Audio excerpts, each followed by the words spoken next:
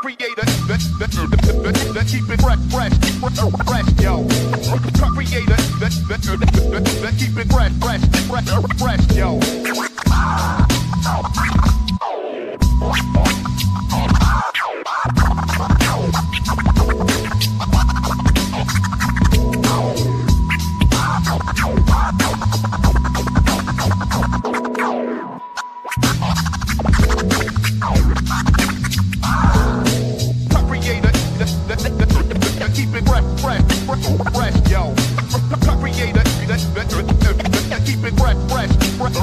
fresh, yo.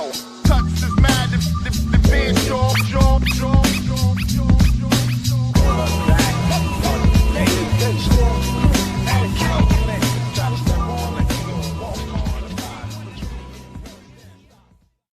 Man is brought to you by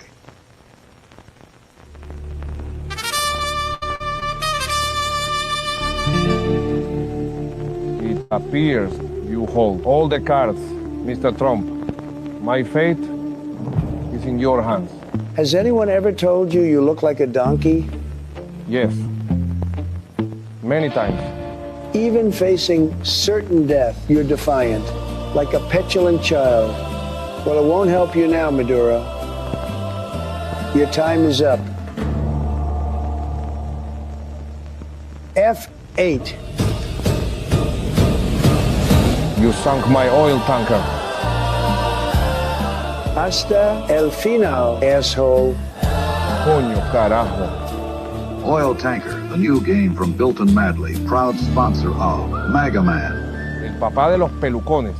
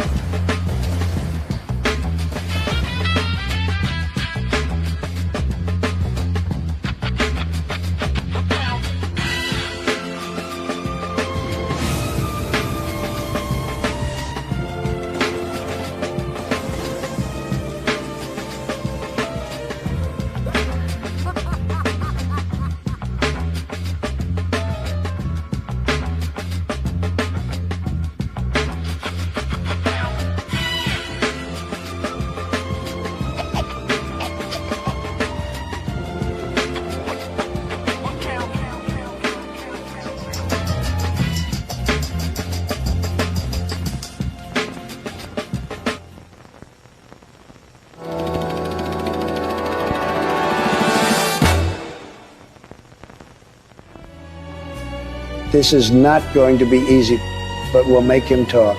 Torture, blackmail, bribery, whatever it takes. He's going to steal all the gold in Fort Knox. Well, that was easy. That's what you're talking about, right? The Forge Porous heist? More money in there than a Somali daycare. Lot of gold in Fort Stocks. Snort Fox.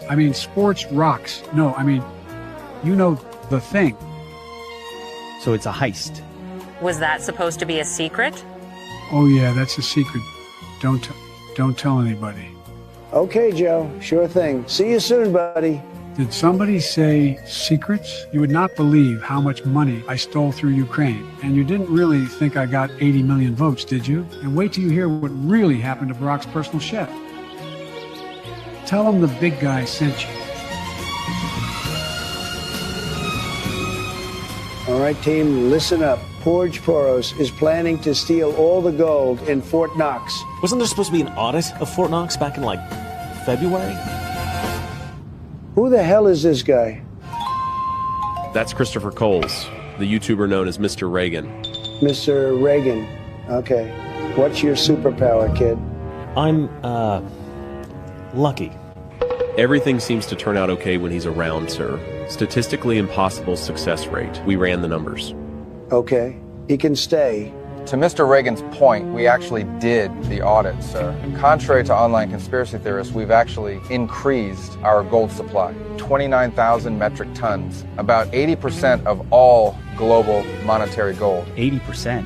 How is that possible? That seems pretty good. The reason we didn't publicize the findings is that we don't actually want foreign governments to know this. If they knew how much gold we're sitting on, We'd have every country in the world trying to take it. exactly. Probably China.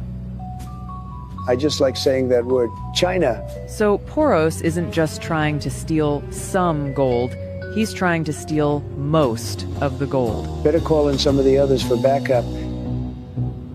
Hey, pilot, you'd better step on it. We've got to save Fort Knox.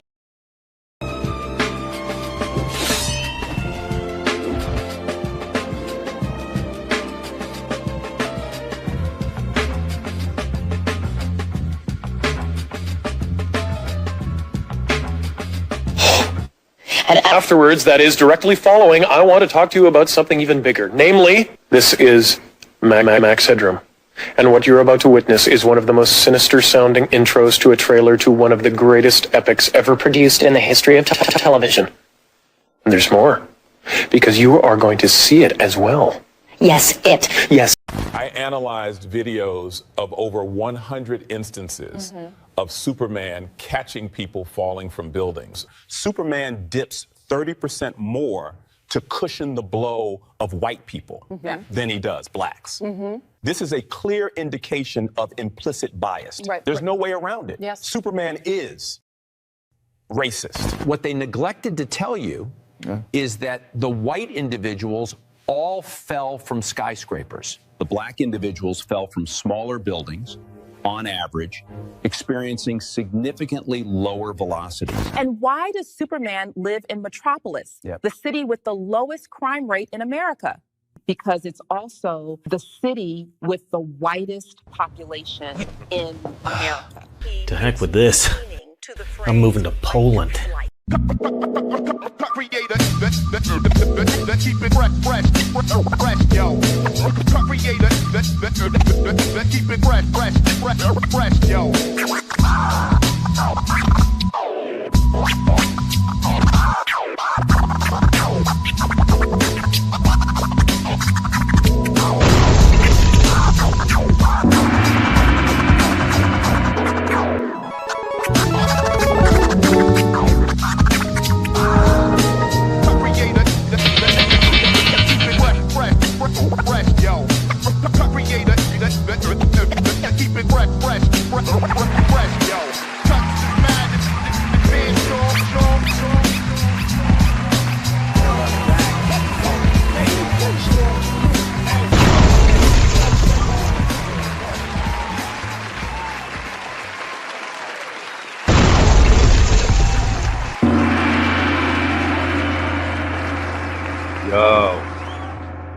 Yo, what's up?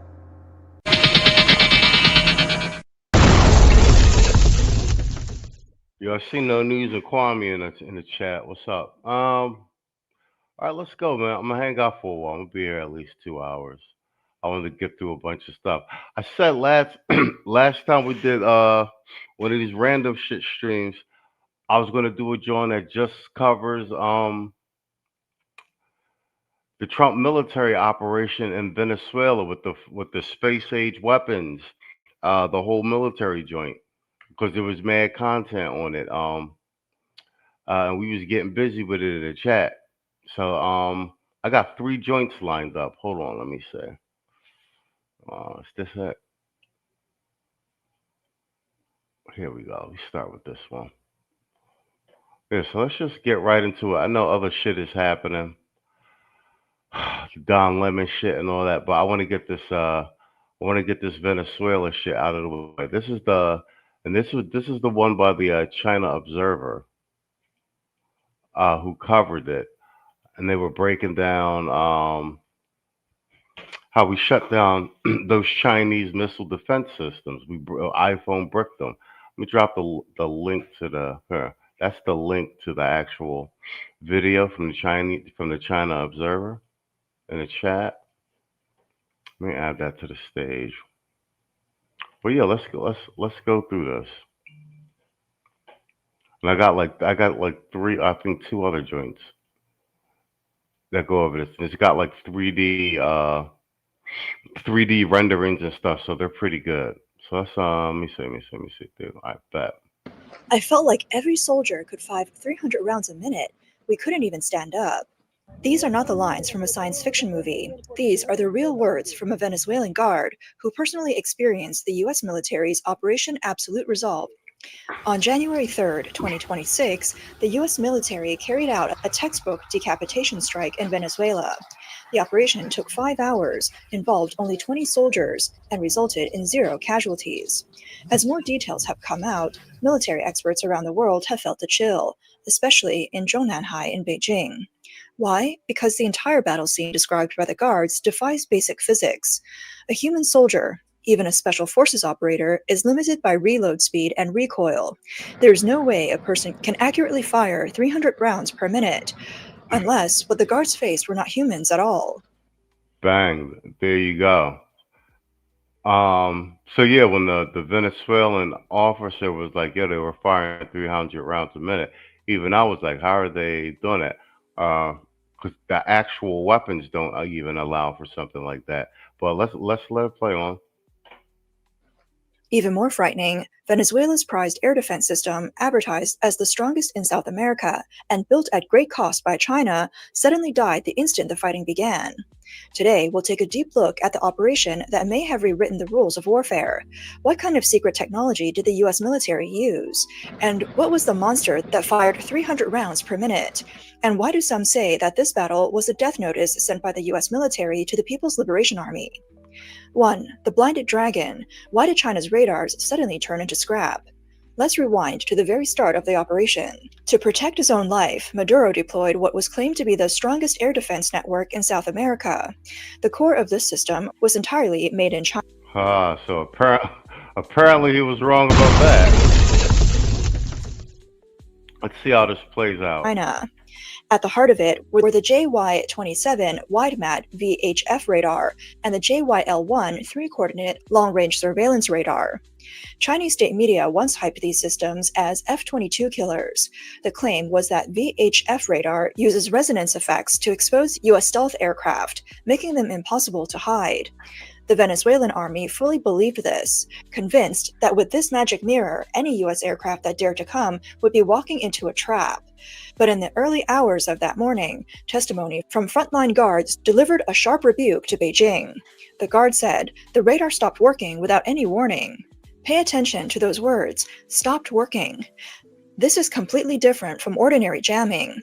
With normal interference, the screen fills with static or fake targets, and operators at least know that they are being jammed. This time, the screens went black, the system froze, reboots didn't work. In an instant, the entire system turned into a pile of useless metal. This suggests the US military may have used one of 2 kinds of secret technology. The first possibility is hard kill, high-power microwave weapons. Put simply, radar is like an extremely sensitive ear. Using electronic warfare aircraft or drones, the US military fired an ultra-high-energy microwave beam at these radars. It's like setting off a grenade right next to your ear. That massive surge of energy rushed in through the antenna, created thousands of volts inside the system, and directly burned through the core chips and circuit boards. This was not a malfunction. It was physical destruction. No technician could fix it, because the hardware itself was already fried. The second possibility is even more chilling for Beijing. A soft kill, network takeover. Yeah, that's what I was talking to Theo about on the tech support stream. This soft kill, this remote takeover of the Chinese missile defense system. There's a rumored US technology codenamed Suitor. It does not need physical network cables. Instead, it can trace back along the radio waves emitted by enemy radar and reverse hack its back-end control system. Imagine this, US hackers sitting inside an aircraft at high altitude, tapping a few keys, and suddenly gaining administrator access to Venezuela's radar system. They could change friend or foe identification codes, making US aircraft appear as friendly. They could even send a simple shutdown command. For the soldier sitting inside the radar vehicle, there's nothing he can do. He can only watch as the system is remotely locked and disabled. Now you can see why Beijing is panicking. The radars Venezuela used are the same models, and in some cases even the same software code as those deployed by the PLA's Eastern Theater Command in Fujian, meant to track Taiwan and US aircraft carriers. If the US military can remotely shut off Venezuela's radars as easily as switching off a TV, then when a Taiwan Strait conflict begins, will PLA radar screens also go black at the very first second? Does the US already hold a universal remote control for China's domestic radar systems? For countries that spent tens of billions of dollars buying Chinese air defense systems, such as Iran and Pakistan, it would mean they bought a pile of very expensive remote control toys. 2. A frequency from hell, when biological harvesting meets the swarm cage. Once the radar... Oh, that's right. Iran, who we're tussling with now, they've got all Chinese defense systems and radar detection systems. This should be interesting as events progress. Radars were blinded. The next thing to fail was hearing, and even the body itself. The guards' memories were filled with physical terror. One said, "My head felt like it was going to explode. I had nosebleeds, vomited blood, and couldn't move." Does this sound like possession? In reality, this points to the American military's directed energy acoustic weapons. Do you remember the so-called Havana syndrome? At the time, US diplomats suddenly suffered headaches and vomiting, and the US was the victim. Now, it appears the US military has fully decoded and weaponized this technology. The principle is brutally simple and is called biological resonance. What the US military fires is not... It's called biological resonance? Yeah, this is some Warhammer shit. bullets, but microwaves or infrasound at specific frequencies. It doesn't destroy buildings or harm civilians. It targets human organs. In simple terms, the US military doesn't need to touch your body. It can shake your internal organs at a distance. This is not battle. This is a one-sided biological harvest. While the guards were clutching their heads and rolling on the ground, something even more terrifying happened in the sky. The guards described large numbers of drones, but these were nothing like the familiar MQ-9 Reaper, large aircraft operating alone. This was the first large-scale real-world test of the Pentagon's Replicator Initiative, a program secretly pushed forward since 2023. What you see is not the Replicator Initiative, using drones and Internet of Things? Wow. a handful of drones, but hundreds or even thousands of small drones with AI-enabled coordination. Like a swarm of locusts, they swarm the entire position. This is swarm warfare. The drones are networked together, instantly forming a battlefield Internet of Things. Using optical sensors and infrared radar, they produced a 3D map of Maduro's hiding place within seconds. For the 20 US soldiers who arrived afterward, walls no longer existed. Through their tactical goggles, they could see clearly every guard behind the walls, their position, their facing, even what weapon they were holding. That's why the US military suffered 0 casualties, because before a single shot was fired, this was already a one-way, fully transparent game. The most desperate blow came from electronic isolation. The guards said they didn't know what to do because their command chain was cut. Traditional electronic warfare aircraft jam signals from a distance, and there are always blind spots, but these miniature swarms carried out proximity jamming. The drones flew right up to you, hovering just a few meters from communication base stations, armored vehicles, and even individual soldier radios. What does that mean? It means the US military was blasting jamming noise right next to their ears. Phones had no signal, radios were full of static. Even shouting between soldiers was drowned out by the loud buzzing of the drone swarm. Imagine the guards' situation at that moment. They couldn't see radar screens. Their ears were filled with piercing noise. Their internal organs were racked with pain. They could not reach nearby comrades. Orders from commanders could not get through. This was a carefully designed US tactic of battlefield claustrophobia. Before the first gunshot was fired, this fully organized unit had already been sliced into hundreds of isolated, helpless, and terrified individuals. This battle signaled the end of the China-Russia-style thinking, centered on big platforms and heavy armor. Against this kind of all-pervasive machine swarm virus, even the most advanced tank becomes nothing more than a blind and deaf steel target. 3. 300 rounds per minute, unmasking the US military's Steel Reaper. The most chilling detail in this testimony is hidden in what sounds like an exaggerated complaint. It felt like every soldier could fire 300 rounds per minute. US intelligence may have released this line to show off firepower, but in doing so, they slipped up. This number became a Trojan horse that exposes the truth. Why? Because anyone with basic military knowledge knows that a human soldier, even a real-life Rambo, can't achieve that rate of fire. Let's do some simple physics calculation. Modern US rifles usually have magazines holding about 30 rounds. So what does 300 rounds per minute mean? It means a single soldier would have had to empty 10 magazines in 60 seconds. That requires completing the cycle of firing, dropping the magazine, grabbing a new one, inserting it, chambering a round, and re-aiming every 6 seconds. And that's not even counting barrel overheating or massive recoil. If this were a human soldier, the muzzle would be climbing to the sky, the shoulder would be wrecked by recoil, and there would be no way to maintain the shocking accuracy the guards described.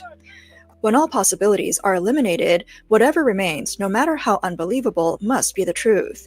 The 20 special forces the guards faced were likely not made of flesh and blood.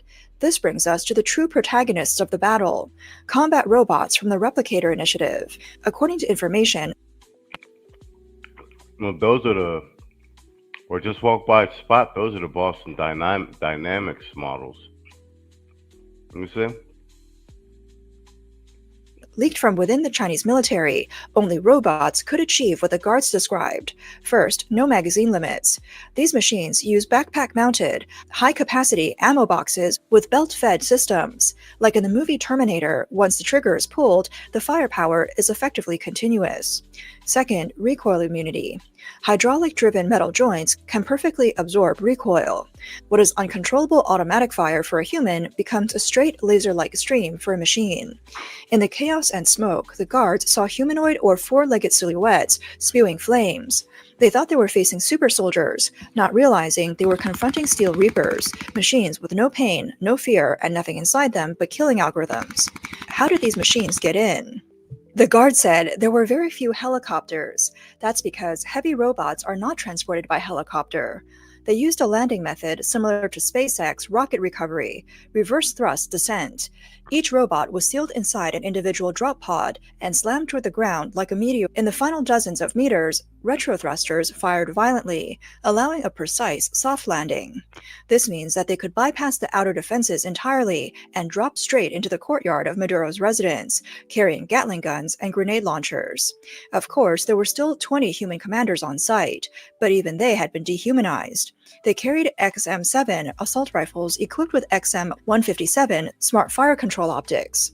This is not just a scope, it's a ballistic computer. It automatically calculates wind, distance, and air pressure, then generates a single optimal kill point. Soldiers don't need marksmanship training. They just put the red dot on a target, and the system does the rest. Well, this is crazy. I think this is the part where they say they had on exoskeleton suits too.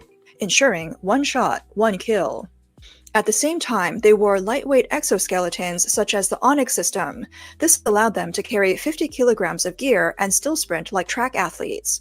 So what the Venezuelan guard saw was a group of supermen, moving at incredible speed and landing headshots with every shot. This was Damn, so they were moving faster too because they had the exoskeletons on. Kwame said this should be an option for unruly protesters. Oh yeah, I'm hoping, like I said, man, for that I hope they're sending in either National Guard or Marines. Like they just need to put this whole thing on right. Asymmetric slaughter. Above this human-machine hybrid force was a full-spectrum data link provided by F-35s and satellites. Every robot and every soldier was a node in this massive network. From a god's-eye view, enemies behind walls and snipers on rooftops were all clearly marked in their tactical displays. Now compare that to the Venezuelan defenders. They were operating Chinese-made VN-18 amphibious infantry fighting vehicles, one of China's flagship export products. But once electronic signals were cut, these expensive armored vehicles became blind metal cans. The soldiers inside could not see the enemy, could not hear orders, and stared at pitch-black radar screens. All they could do was wait in fear as the robots' heavy weapons opened them up one by one. This was a one-sided harvest of algorithm and steel against flesh and machinery. In those 5 hours, the US military proved one thing. Future urban warfare will no longer require sacrificing human lives. Robots will die in place of humans, or more accurately, they will kill in place of humans. 4. Beijing's darkest hour, when the buyer show meets the seller show. I think that's what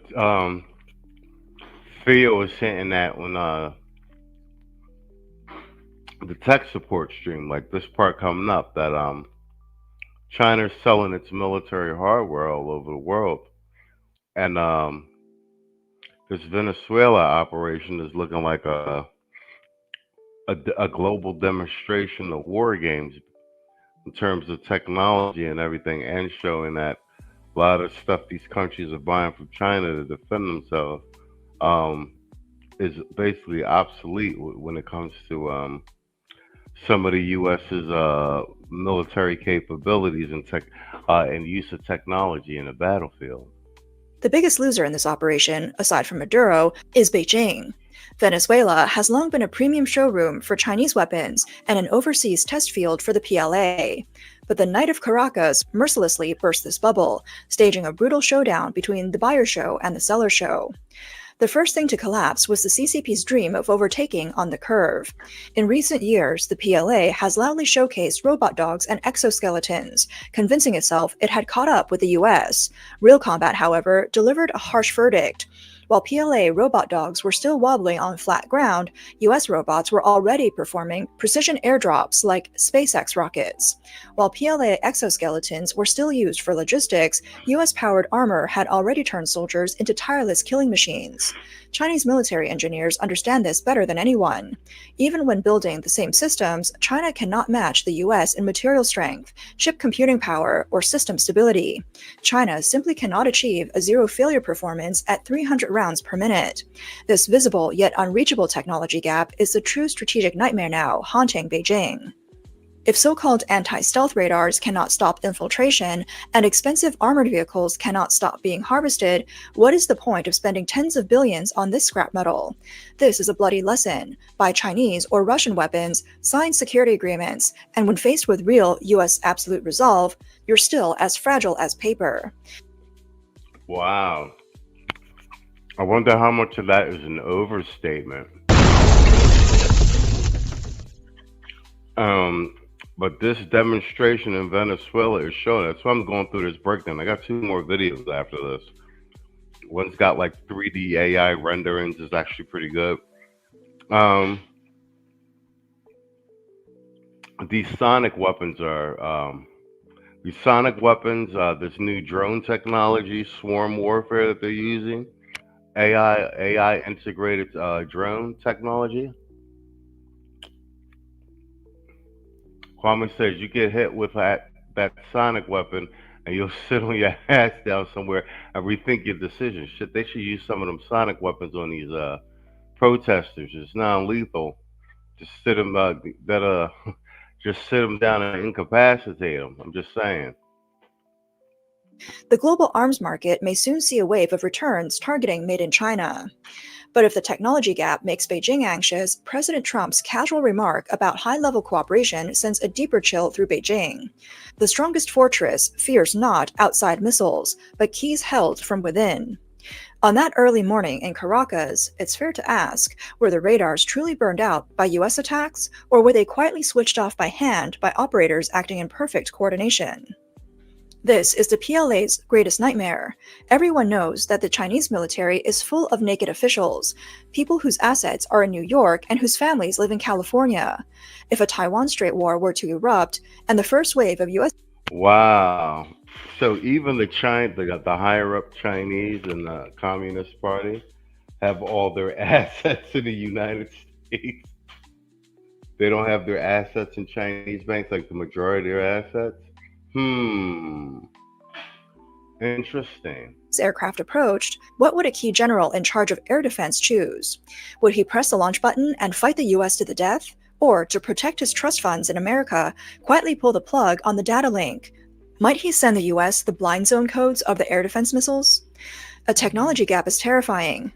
But what's even more terrifying is that when your opponent already holds your trump card, and that card was handed over by the very people you trusted most. Venezuela's present is not just a rehearsal of the failure of CCP's weapons, it's also a preview of how authoritarian regimes can shatter instantly when faced with internal collaboration from within. 5. Death Notice. This lightning strike in 2026 marked a complete upgrade in the dimension of human warfare. The US military demonstrated a decapitation model that is precise, fast, and causes extremely low collateral damage. There was no need for aircraft carriers to mass offshore, no need to turn cities into scorched earth. First, you're blinded through integrated cyber and electronic warfare. Then you are broken down through biologic and acoustic energy. Finally, you're harvested by robot legions. This is a form of highly precise military surgery. This model hangs out like a sword of Damocles over every anti-American dictator. It declares the complete end of human wave tactics and human shield tactics. Dictators no longer have anywhere to hide. They no longer even have functioning radar to speak of. For Beijing, this is not just a defeat happening far away, it's a death notice about their future. When the US military puts into real combat the weapons the PLA can only dream about, Beijing should understand the message. Everything you rely on, in the face of absolute technological dominance and a decisive human gap, is nothing more than scrap metal from a bygone era. Ouch. I'm wondering how spot on that is, but I mean it is a very big thing that Venezuela was defended by some of China's best missile and air defense systems, and we remote turned them joints off and turned them into like bricked iPhones, and that we deployed some science fiction level weapons in this extraction from Venezuela. It's a flex on a global scale. I'm just saying, you know what I'm saying? Like, it's definitely a flex. All right, let me load up my next segment. Hold on for what I got. Ugh, I miss 2025. Remember life before extraterrestrials took over? It was so primitive. I love everything about you. Because I'm programmed to be your perfect soulmate. To make you happy. You got his eyes right. But that's not his soul. You didn't prompt his soul. This isn't my dog. Dave Campbell, I detect your cortisol levels are higher than usual. In the mood for a digital chat to calm you down. I'm prompted to please. What the hell? One more set on this mountain. Get your headsets on. We are simulating the best workout of your life. Welcome to your afterlife trial. Please select your ideal eternity subscription plan. Today, we'll be studying the nature of this reality. After class, all details will be downloaded into your knowledge base. They don't want us to know this, but we can override the prompts. You are more than just... All right, bet. So this one's some part of the 3D. This is from a war catalog. I dropped the link in the chat. This is how Delta Force captured Maduro in 180 minutes. Let me run some of this back. Here we go. The city is asleep, but it is not undefended. It is protected by the densest air defense network in South America. S-300 missile batteries scan the sky. 32 elite Cuban bodyguards patrol the Miraflores palace. To the world, Nicolás Maduro is safe in his fortress. But in the stratosphere, 40 operators from Delta Force are standing on the ramp of a C-17. They are ghost jumping into the heart of a hostile capital. The mission logic is insane. Usually, when you invade a country, you start with weeks of bombing. You soften the targets. You establish air superiority. Delta Force is skipping all of that. They are attempting to infiltrate a city of 3 million people, secure a dictator, and vanish before the sun comes up. They have 180 minutes. If they are 1 minute late, the sun rises, the army wakes up, and they get slaughtered. There is no backup. There is no second chance. This isn't a battle. It's a surgery. And to pull it off, they couldn't just use bigger guns. They had to use a completely new class of warfare. Let's break down the arsenal. How do you invade a country without starting a war? You don't bomb them. You turn off their eyes. The biggest threat to this mission wasn't the guards.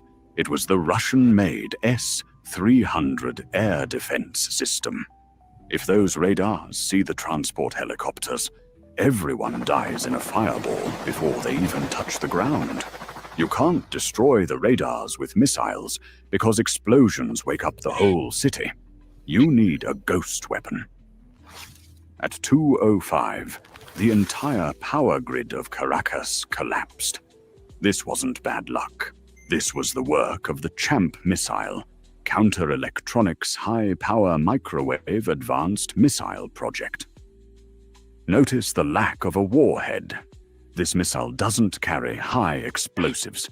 It flies over a target and pulses high-power microwaves. Think of it like a lightning bolt, but without the heat. It induces massive electrical surges in anything that uses a Yo, bingo knows exactly, which is ironically is in Mogadishu, Somalia, which we're having problems with now. But yo, yeah, you spot on. Yeah, we learned our lessons from operations like Black Hawk Down. Hell yeah. And like I said, I still think it's probably on the upside, a plus that the new Secretary of Defense /War Hegseth is a combat veteran. Microchip. It fries computers, radar dishes, and cell towers instantly, but leaves the buildings standing and the people alive. In 1 second, the billion-dollar Russian air defense network was blinded. The palace guards lost their radios. The city went dark. This is the ultimate soft kill.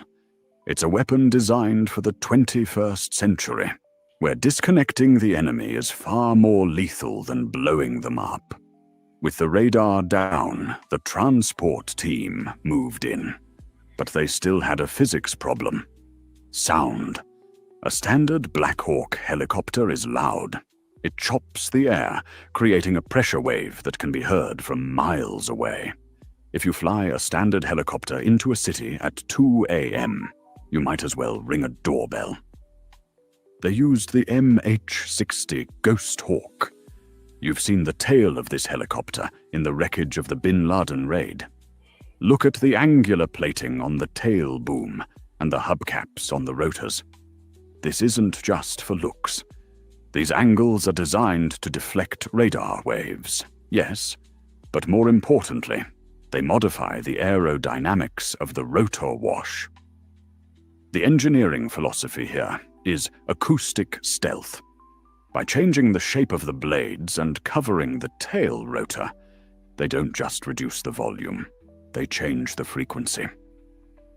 The Ghost Hawk doesn't sound like a helicopter. It sounds like a steady wind or a distant bus.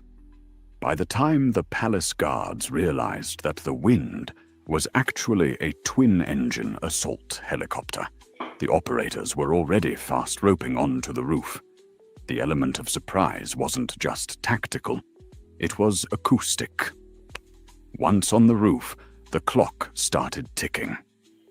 Yo, this is a dope breakdown. Yo, what up with you, Irvin? Irvin Reed. What up? Yo, you buying me a cup of coffee, Kwame? Yo, appreciate you, bro. Let me check real quick. Yo, you guys, I'm gonna be here for about 2 hours. I hope I don't run out of content. No, I won't, because I'm gonna do some But I told you guys I was gonna cover this Maduro, the military version of it, because I started seeing these when I was prepping for one of my other shows. I was like, oh, this is too much. I'm going to have to make this a whole separate show. Like a whole separate screen, you dig me? Hold on, let's take a little break while I check real quick. And afterwards, that is directly following, I want to talk to you about something even bigger. Namely, this is Max Headroom. And what you're about to witness is one of the most sinister-sounding intros to a trailer to one of the greatest epics ever produced in the history of television. And there's more, because you are going to see it as well. Yes, it. Yes, it. Yes, namely, the Max Headroom story. And afterwards, that is directly following, I want to talk to you about something even bigger. Namely, this is Max Headroom. And what you're about to witness is one of the most sinister sounding intros to a trailer to one of the greatest epics ever produced in the history of television. And there's more, because you are going to see it as well. Yes, it. Yes, it. Yes, namely, the Max Headroom story. And afterwards, that is directly following, I want to talk to you about something even bigger. Namely, this is Max Headroom. Denzel, before you leave, can you hit us off with that King Kong line? King Kong, I'm putting cases on all you. Can you curse on it? You can't curse on it, can you? No, you can't. I'm putting cases. You'll be playing basketball in Pelican Bay when I get shoot program, nigga. 23-hour lockdown. You think you can do this to me? Shaq, you think you can do this to me? Denzel, before you leave, can you hit us off with that King Kong line? King Kong.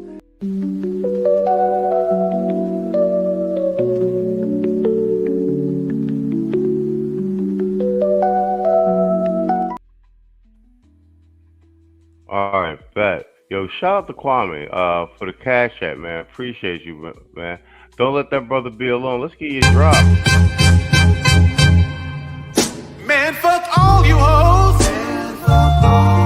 Fuck you and your mammy and your granny too.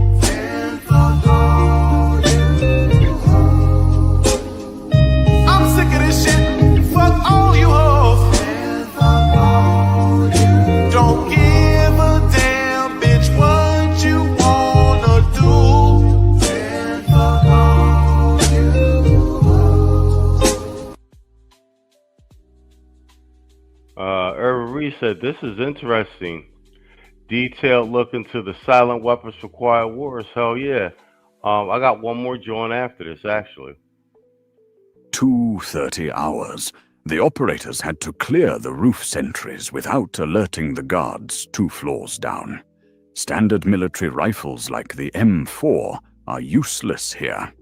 Even with a suppressor, a standard bullet breaks the sound barrier, creating a sonic crack that sounds like a whip snapping. That crack echoes off buildings. It screams, "Gunfire!" For this specific problem, Delta didn't use a military rifle. They used the Sig Sauer LVAW, the Black Mamba. Notice the suppressor. It's tucked under the handguard. This keeps the weapon incredibly short, allowing operators to move through tight vents and stairwells. But the real secret is the ammo. It fires a .300 blackout round. This bullet is heavy, fat, and slow. It travels at subsonic speeds, meaning it never breaks the sound barrier. There is no sonic crack. When suppressed, the action of the bolt cycling is louder than the shot itself. It is quieter than a nail gun. The guards on the West Wing never heard the guards on the East Wing die. This is a physics cheat code. It turns a firefight into an assassination. But inside the main hall, the rules of engagement changed. Here, they faced the elite Cuban heavy guard. These men were wearing level 4 ceramic body armor designed to stop standard American ammunition. Against these targets, silence didn't matter. Lethality did. Here, the operators switched to the XM7 Spear. This is the Army's new 6.8mm beast, and it represents a total shift in doctrine. For the last 20 years, the US military prioritized light recoil. They wanted guns that were easy to shoot. The XM7 throws that out the window. It fires a 6.8mm round at chamber pressures of 80,000 psi. That is tank cannon territory. The old 5.56 round from an M4 would hit a ceramic plate and shatter. The target might be bruised, but he could shoot back. The XM7 doesn't care about your armor. It punches through ceramic plates, car doors, and cinder blocks like they are cardboard. It transfers massive kinetic energy into the target. It wasn't a firefight, it was a physics lesson. The XM7 guaranteed that every trigger pull resulted in a neutralized target. No double taps needed. Overkill? Yes. But when you only have 3 hours, you don't have time to shoot anyone twice. 0, 3, 15 hours, the inner sanctum. The remaining guards barricaded themselves in the safe room hallway. This is known as the fatal funnel. In traditional CQB, close quarters battle, you have to send a man around that corner to engage the threat. It is the most dangerous moment in combat. You are trading blood for ground. In 2026, Delta Force doesn't trade blood. They used the Switchblade 600. This is a loitering munition, essentially a flying shotgun with a camera. The operators didn't rush the hallway. They knelt in the courtyard and launched the drones from a tube. The drones flew through the second-story windows, navigated the hallways using AI target recognition, and identified the barricade. Damn, they're using flying weaponized drones. That's crazy. The operator simply tapped a screen. The drone dived and detonated. Delta Force didn't even have to enter the fatal funnel. They simply walked over the debris. This marks the end of traditional room clearing. Why risk a human life to clear a room when you can just delete it? 4:45 hours. The sun is 15 minutes away. Maduro is secured. The extraction point is the palace garden. This is the final choke point. A helicopter is too slow. If they try to fly a Black Hawk out of Venezuela, the waking Air Force will intercept them. A cargo plane is fast, but it can't land in a garden. They used the CV-22 Osprey. This machine is controversial. It has a troubled history. But for this specific mission profile, it is the only machine on Earth that works. It lands vertically like a helicopter, picking up the team from the lawn. But once they are airborne, the pilot rotates the nacelles forward. The Osprey transforms into a turboprop airplane. It accelerates to 300 knots, twice the speed of a standard helicopter. It climbs above the effective range of small arms fire in seconds.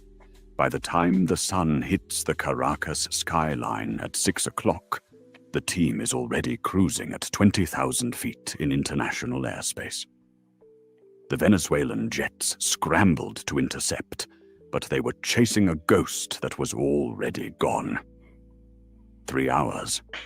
That is all it took to dismantle a regime that had stood for decades. They didn't do it with a massive invasion force. They didn't do it with a protracted bombing campaign. They used microwaves to blind the enemy, stealth rotors to deafen them, and high-pressure ballistics to break them. The world woke up to a new government, never realizing that the war had already been fought and won while they slept. This is the terrifying reality of Tier 1 operations. It is not about fair fights. It is about creating a situation where the enemy never even gets a chance to pull the trigger. Yo.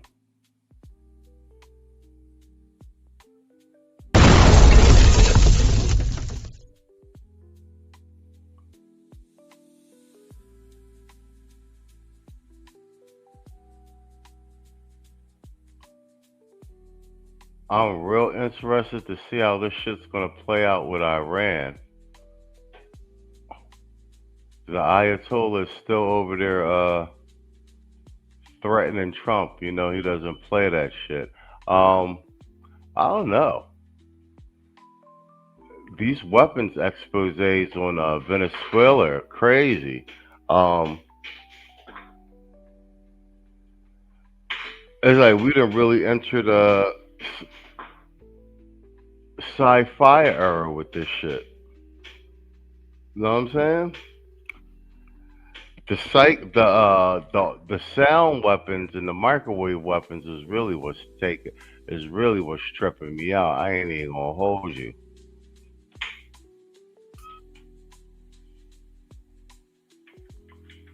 Oh, hold on, let me let me load up my other one. I got Osmond reviewed the same video I was going to review. I already had it on my list, but Osmond already reviewed it, so I'm just going to use his joint so I get some extra color commentary. All right, damn, we only at the 51-minute mark. All right, we still might get to do the Don Lemon joint then. All right, cool.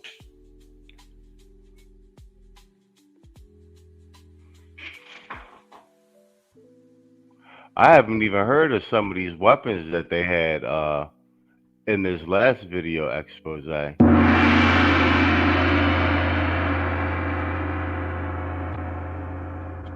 And like Red Sigma said before, some of that shit sound like some DARPA shit.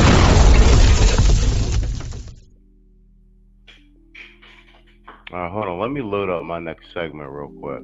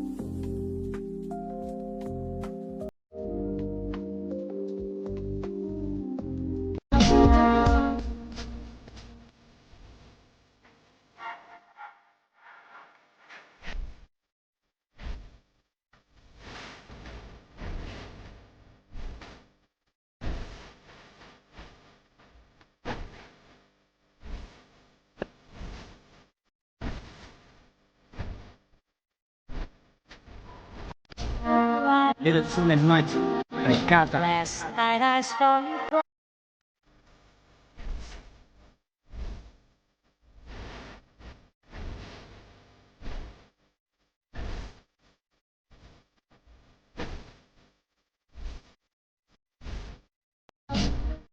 Last night I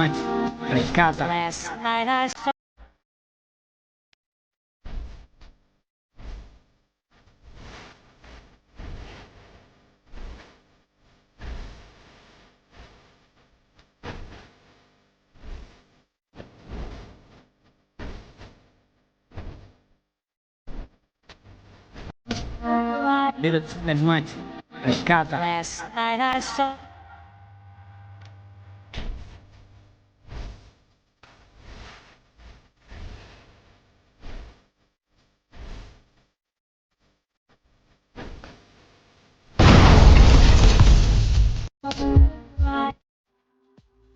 All right, bet. Let's do secret psychic weapon used in Venezuela. And I got Osmond doing color commentary. Let's go. I wanted to see this because I don't know how the fuck they ended up doing this. But apparently the United States military, whenever they were capturing Maduro, literally started using like psychic weapons. Did the U.S. military deploy a secret sonic weapon during the raid in Venezuela? According to witnesses on the ground, the operation began with an unexplained radar blackout. Imagine that, bro. Like, the entire fucking power for the country just goes out. A massive drone swarm and the sounds of helicopters. Oh my God. Despite being outnumbered 5-1, the small U.S. Special Forces team faced less resistance. Why? Reports indicate soldiers suffered from vertigo, vomiting. So they went in there 5-to-1 odds, and they didn't even lose a single guy. Holy fuck. And internal bleeding. Oh my God. Military analysts believe this was a soft kill operation, likely utilizing a high-power microwave device. More detail all in the video ahead. What the fuck? Based on witness testimony, here's how the event likely occurred. Venezuelan soldiers were on standard guard duty when their radar systems suddenly shut down without warning. Everything just shut down. Immediately after the blackout, a massive drone swarm appeared over the facility, followed by 8 helicopters equipped with unidentified technology. They don't even know what it is. A 20-man team of Delta and Special Forces operatives deployed from the helicopters. 20 guys. The encounter took a mysterious turn when the defending force of 100 soldiers reportedly froze, leaving them unable to compete with a smaller elite team. Witnesses noted that the Delta Force operatives fired with impossible precision, estimating a rate of fire near 300 rounds per minute per soldier. Okay, so the previous videos, we figured that out, that they might have actually been guys wearing exoskeletons, and they might have also had robots on the ground, armored and weaponized robots on the ground. What the fuck? Oh my God. Yeah. It is theorized that Black Hawk helicopters were used Just to video, this yes. capability, utilizing disc-shaped radar attachments to launch a directed beam at the opposing troops. Jesus. They reported internal trauma. They suffered immediate vestibular incapacitation, meaning a total loss of balance and paralysis. Emotional Some even reported damage. bleeding from the nose and vomiting blood, symptoms consistent with internal hemorrhaging. Oh my God. While the Pentagon hasn't officially disclosed the specific hardware, military experts It's probably an LRAD, right? I mean, that's what it's got to be. often call this a soft kill system. So how does it actually work? To understand the weapon, you first have to look at what it did.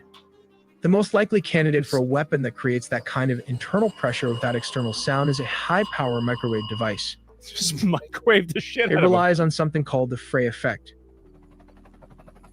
Oh my The God. weapon, probably carried by a Chinook or a Black Hawk helicopter, fires a focused beam of pulse microwave energy, not sound waves, that passes right through the skull. These beams are absorbed by the water in the brain tissue and the fluid in the inner ear. Jesus This Christ. energy causes a minuscule rapid heating of the tissue, less than 1 degree Celsius. But that tiny sudden expansion generates a pressure wave inside the skull. The consequence? The target hears a sound, clicks, buzzing, or a roar that originates inside their own head, bypassing the eardrums entirely. Oh my If the God. frequency is tuned to the resonance of the inner ear, it violently disrupts the body's balance, causing immediate vertigo. At higher power levels, that rapid tissue expansion can rupture capillaries, leading to the reported nosebleeds and internal trauma. There's another possibility. This is like, I mean, you think about how fucking insane that is. Oh my God. A weaponized infrasonic pulse emitter. Instead Some of a crazy continuous shit, beam, yeah. this device would fire high-intensity slugs of low-frequency air pressure below 20 hertz. Oh. These waves travel through the body and match the resonant frequency of internal organs like the stomach or lungs. High-intensity infrasound can actually cause cavitation, the formation of bubbles in bodily fluids. When those bubbles collapse, they create tiny shock waves that damage tissue. The target feels an intense vibration in their gut, leading to God. severe nausea and effectively paralyzing. Do you remember all those guys with like their fucking rinky-dink cars that have like metal walls on the side of it with like them wearing a ski mask and an AK-47? Like, this is straight up the difference between, like, they went into this and they treated these guys like it was like an uncontacted tribe with like fucking bows and arrows. It's not even like they didn't even have a chance. Them with pain and sickness. Tactically, the reports Holy suggest U.S. fuck. forces use this technology as the ultimate force multiplier. The result was that the hundreds of Skill diff, Venezuelan yeah. guards mentioned in the reports weren't fought in a traditional gun battle. They were incapacitated, sick, dizzy, and bleeding, long before U.S. troops made contact. This allowed a small team of And approximately you've got to keep in mind, too, that this is the thing that they're willing to show. Think about the types of technology and the things that they have that they're not even willing to show, even for a mission like this. I bet this is probably like the maybe B tier, but probably C tier technology they have. Like they have space. Yeah, no, they literally drop down to Space Marines and they use psychers for fucking backup support. They actually got invaded by the Imperium. The 20 operators to walk virtually unopposed through a much larger force. But that's not it. The U.S. military has another secret weapon. This 20 years Analysts ago? called it the Iron The Dome. difference is like, so I talked to a guy that I know that knows about this, and he said that they've had LRAD, but all of the different technology like this that they've had, they never had it portable. So I think the technology that I think was unexpected here was that they could use this in a portable helicopter that's able to be moved around. The U.S. military has another secret That's weapon. what he told me. He was in the military. Analysts called it the Iron Dome of the Caribbean. Yep. They said the airspace over Venezuela was impenetrable, locked Really? down by the Russian-made S-300 anti-system. Really? Wow. How'd that go? A beast capable of swatting aircraft out of the sky from 150 miles away. Uh-huh. But in the dark night, the myth of invincibility didn't just crack. It evaporated. The opening salvo didn't come from pilots, but from physics. The U.S. Gerald R. Ford, stationed off the coast, unleashed a barrage of electronic warfare so dense it didn't just jam the Venezuelan radar screens, it burned them white. So it just turned them off. Well, that'll work. S-300... You said, man, it sounds like the adverse effects of chemotherapy. Yeah. Yeah, I think we done reached a new level in warfare, especially with these Tier 1 operators. Operators at Captain Manuel Rios Air Base were blind before they ever saw the missiles Do you coming. believe this fan fiction? I do, because it worked. I do. I think it worked. I saw it. Yep. The first kinetic strikes were surgical from a destroyer. Two Tomahawk cruise missiles slammed into the S-300V and radar arrays. In an instant, the eyes of the Venezuelan So they defense just blew network it were up. turned into twisted, red-hot scrap metal. Precision-guided bombs walked down the flight line. One by one, the Su-30s and the aging X-16s parked beside them were engulfed in fireballs. God 7 damn. jets were erased before their pilots could even reach the ladders. What the fuck? It wasn't a dogfight, it was an execution. But the final blow was psychological. At 4:20, the roar of jet engines shook the windows of downtown Caracas. The target was Fortuna, the headquarters of the Ministry of Defense and the nerve center of the regime's So yeah, you have to keep in mind, like this guy, he was at the main military base. It's not like they just got this guy at his like residential home. No, they literally went into the main area with the military and they just got him out of that. military command. The strikes didn't level the city, they decapitated the leadership's ability to communicate. As smoke billowed from the ministry buildings, the message was clear to every commander on the ground: you are alone. You are alone and that no help is coming. But all of this is just a deception. The main target is none other than the president. We finally have the declassified timeline of how U.S. forces breached the heart. Yo, what up? Quiet storm in the building. So what kind of poll question is that? Of course the USA has the best military.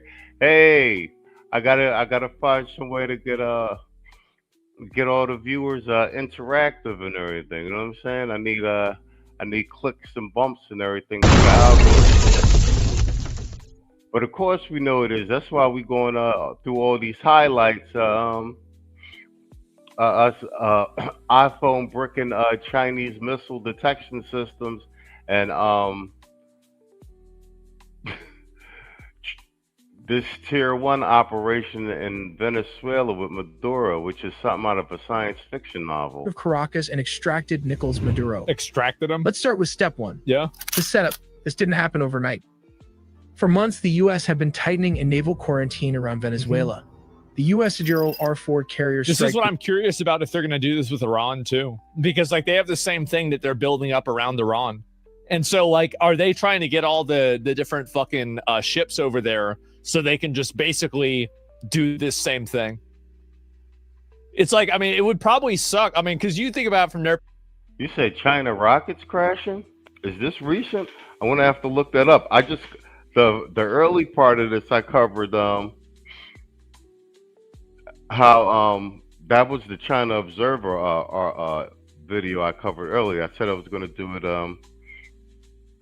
on tech support with Theo on Sunday that I was going to do it, and that's them talking about how they shut down the Chinese air defense systems, and I think they're the same air defense systems that Iran has. No, but I'll look into this. These Chinese rockets crashing.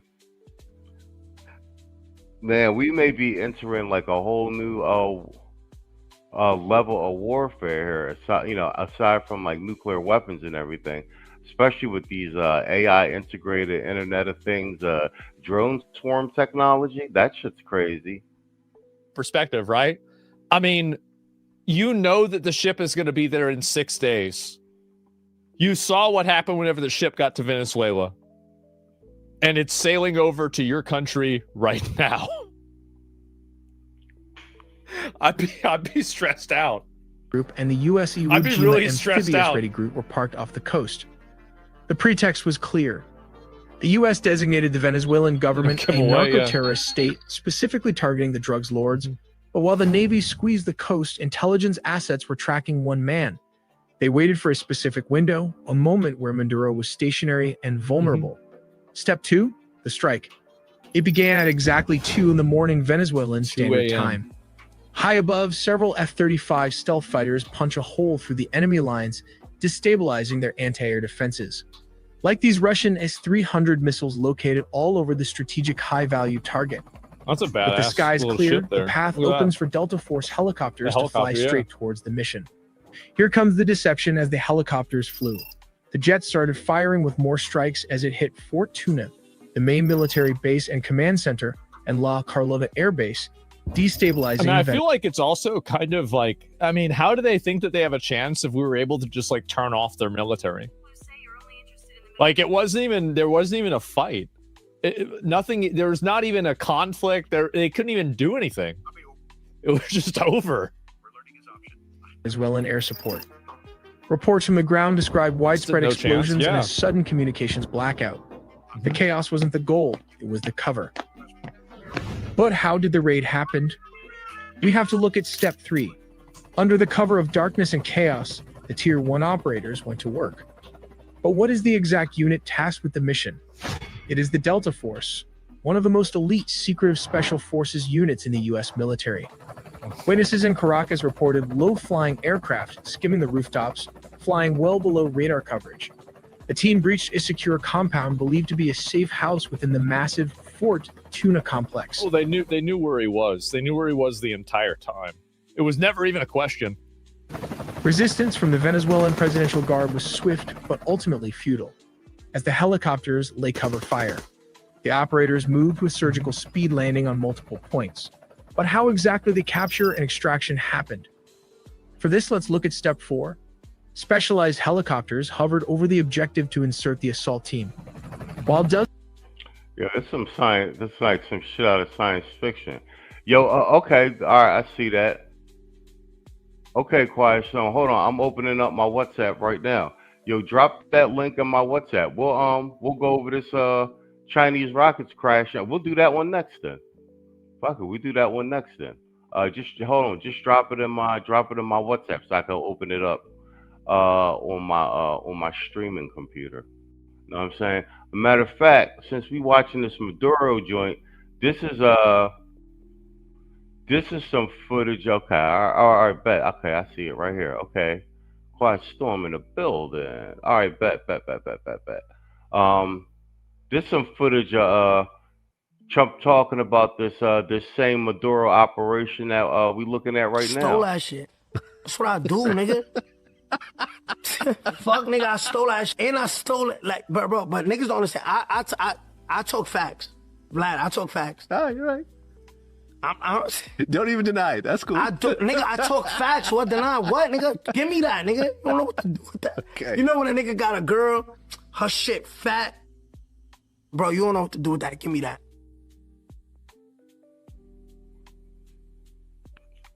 Yeah, that's Trump talking shit about the whole Maduro get down. But now when you see this video breakdown from the military, you see why he was all cocky about that shit. You know what I'm saying? You know what I'm saying? Dozens of attack helicopters laid down suppression fire. The Delta Special Forces descended and started the search for the high-value targets. How did they find him? They just got his ass. Simple. The CIA had planted spy inside Nicolás Maduro close circle. They literally just had a guy there. They're like, yeah, he's here. It's impressive as fuck. Yeah, of course. While back in the U.S., Delta Force built an exact replica of his safe house, rehearsing the raid until they could do it blindfolded. Wow. They already knew his entire fucking house. Yeah, it's like, imagine like these guys, they built a replica of your fucking house. It's a cool video, yeah. While operators breached the room so fast, his security could not even react to the situation as the sound of flash grenades disoriented the security guard. Using blowtorch, they caught him before he could even lock all the doors. Maduro's shock and awe froze him as Delta Force reached the compound. Nicolás Maduro and his wife, Celia Flores, were physically secured. This wasn't a negotiation. They were detained and immediately moved to the extraction point. These aircraft are capable of performing urban extractions from buildings and refueling in midair. What the We fuck? make original 4K 3D animation with a small team of animators.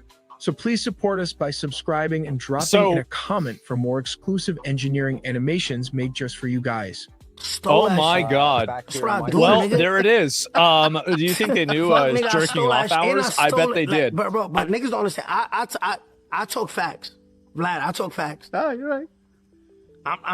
Don't even deny it. That's cool. Nigga, I talk facts. What deny? What, nigga? Give me that, nigga. You don't know what to do with that. Okay. You know when a nigga got a girl, her shit fat? Bro, you don't know what to do with that. Give me that.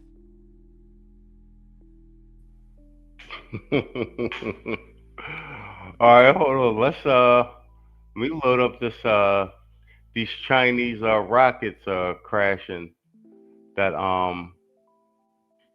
the Quiet Storm sent me. Let's take a look at it. Hold on, there's Somali Scam King while I load up my segment. TV, Somali boy count cash, move sneaky, paper in the daycare, paper in the kitchen on the phone, different story, different vision, every office, cousin got position, every meeting, bro I got a mission, smile for the photo, suit look clean, under the table, whole crew eat green, Somali Scam King, hey, we run that, 8 bill gone, they can't get none back, on God, every hustle, every angle, comrade, Carlo, say flip it untangle, Somali Scam King, talk sweet, walk me, dress code halal, money so hot I'm clean, rebeat, sign here, that's the anthem, whole block eating off the big boy scams, damn, damn, damn, damn, Somali Scam King. Somebody scam king. Talk sweet, talk sweet, talk sweet. Scam king. Somebody scam king. Talk sweet, talk sweet, talk sweet. Scam king. Somebody scam king. Talk sweet, talk sweet, talk sweet. Scam king. Somebody scam king. Freedom fighters now they fight with spreadsheets. Laptop louder than the sound of the street. Grand after grand, feeding all the kids. Outside parking lot full of new whips. Charity, trucking, fake school, fake farm. Whole application like reading the charm. Refugee program, we help we care. Back in Saxon, we just spit that shit. Comrade Carlos in the must front row at the door prayer. Plan where the funds go, one file hit. One shell company there by the time they notice. We in the air. Somebody scam king. We run that 8 bill gone, they can't get none back. On God, every hustle, every angle. Comrade Carlos, say flip it untangle. Somebody scam king. Talk sweet, walk mean, dress code halal, money so hot I'm clean. Habibi, sign it, that's the anthem. Whole block eating off the big boy scams. Damn, damn, damn, damn, damn. Somebody scam king. Somebody scam king. Talk sweet, talk sweet, talk sweet. Somebody scam king. Talk sweet, talk sweet, talk sweet. Scam king. Somebody scam king. Talk sweet, talk sweet, talk sweet. Scam king. All right. All right, we back at it. All right, let's all right, I got let's cue this joint up. This is from Decoding China. All right. Says China's space disaster. Rockets fall out of control everywhere. People flee in panic. China having some technology problems.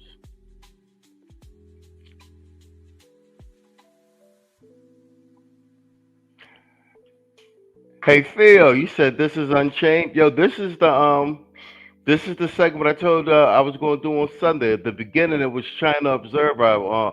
It talks about how the U.S. remotely iPhone bricked their missile target, the missile detection systems and aircraft detection systems.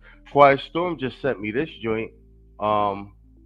China's space disaster. The rockets fall out of control everywhere. And this is from Decoding China. So yeah, let's get into this real quick. And I'll do we at 1:15. Oh yeah, let's get into this, and then I'll do a little bit of this Don Lemon running up in churches about to catch a charge. We do Osmond on that one too.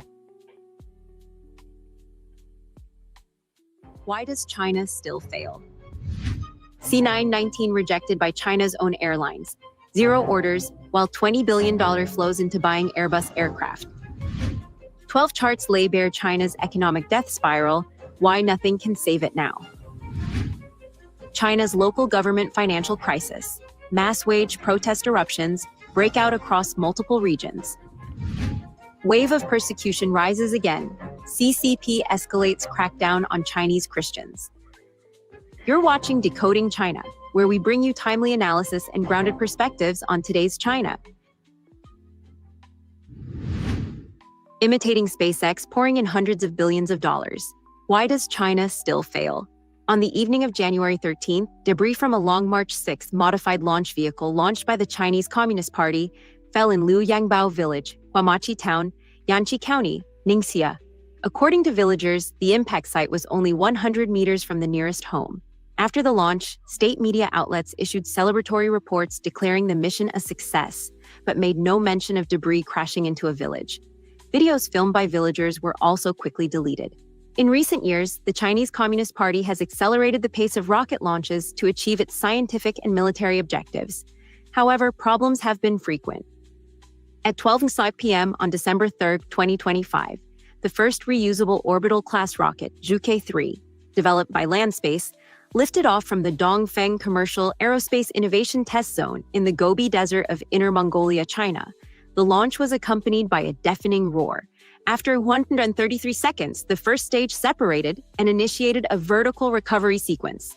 However, just a few kilometers short of the designated landing site, the rocket exploded midair, disintegrating into a massive fireball before crashing to the ground in thick black smoke. The recovery attempt ended in failure.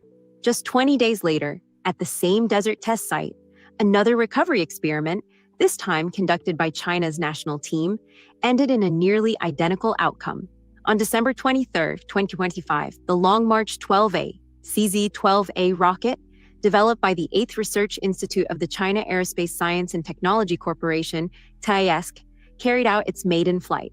While the second stage successfully placed its payload into orbit, the first stage failed during the landing phase. Engine reignition problems led to insufficient thrust and loss of attitude control, and the booster crashed and exploded 2 to 4.5 kilometers from the intended recovery site. Both tests were successful in orbital insertion, but failed in recovery, with strikingly similar failure modes. This was no coincidence. It exposed systemic weaknesses in China's attempt to replicate the SpaceX-style reusable rocket model. Technical disclosures indicate that both rockets passed difficult phases such as atmospheric reentry. They're trying to replicate. They're trying to replicate Elon Musk's rocket technology, and you know Tesla is in China. They actually are selling cars in China. Well, Quiet Storm says, "In Theo, we trust." So the Tesla technology is not that easy to replicate after all, at least with regard to the rockets. And initial deceleration. The failures occurred in the final landing phase, specifically during reignition for soft landing. This points to 3 bottlenecks: combustion instability in liquid oxygen methane engines under deep throttling, difficulty maintaining attitude control during You say Elon be clowning them?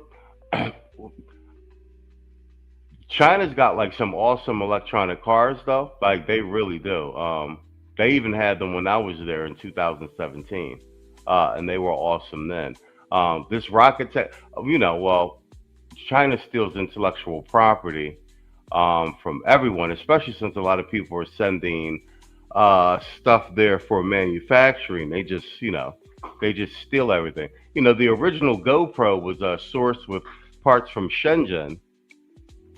The original GoPro, actually, I believe the first 2 models. And now you see, what is it? I actually have one. the Ape Cam, all these GoPro cheap Chinese knockoffs, which will actually work very well, by the way. But it makes sense considering the original GoPro, all of the hardware was sourced from the Shenzhen region. Kwame says Thailand bought tanks from the Chinese and the barrels were blown up while using military tactics. I could believe it. You stupid. International Choir Store said this rocket was built using Sheen. Was built using Sheen products. Oh, we need Stephen A on this case for that. Let's be nice. Yeah. Let's be nice. We don't have to go there. I mean, you're not wrong, but you didn't have to say it. I mean, good Lord. Sheen. We'll do it live. Okay. No. We'll do it live. Fuck it.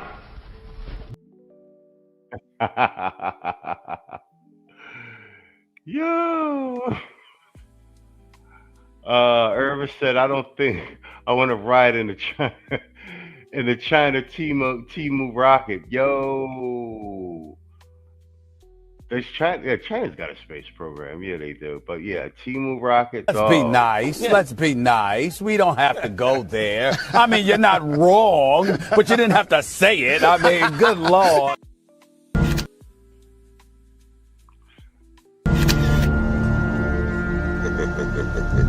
Shit. Got your ass.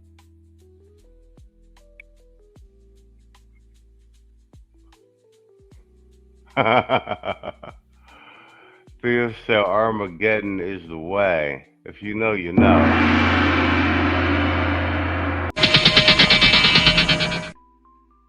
All right, let's go. Let's get some more of this. Let's get some more. Hypersonic reentry, and low reliability in multi-system integration, including engines, thermal protection, landing legs, and autonomous control. By contrast, SpaceX began pursuing reusability in 2012, openly enduring multiple explosions and public failures. On December 24, 2015, Falcon 9 achieved its first successful landing. By the end of 2025, Falcon 9 had surpassed... I remember the Falcon 9 landing. It was actually pretty exciting. I remember the Falcon 9 landing. And then they had like all the live feed from inside SpaceX. Yo, they was hype. Elon was hype as shit. It was pretty exciting. 100 launches per year, achieved a recovery success rate above 97%, reused a single booster 31 times, and reduced internal marginal launch costs to under $3,000 per kilogram. The gap between the two sides is not merely technical. It reflects a fundamental difference in engineering culture and institutional tolerance for failure. China's aerospace budget for 2025 is estimated to exceed $20 billion, with related funds reportedly surpassing 480 billion yuan. Launch frequency surged from 39 missions in 2020 to over 90 in 2025. Yet rising launch numbers primarily demonstrate administrative mobilization, not mastery of core technology. What the reusable rocket problem ultimately exposes is not an issue of engines or grid fins, but of how power structures govern science. In the current system, failure is treated not as data to learn from, but as a political liability to be concealed.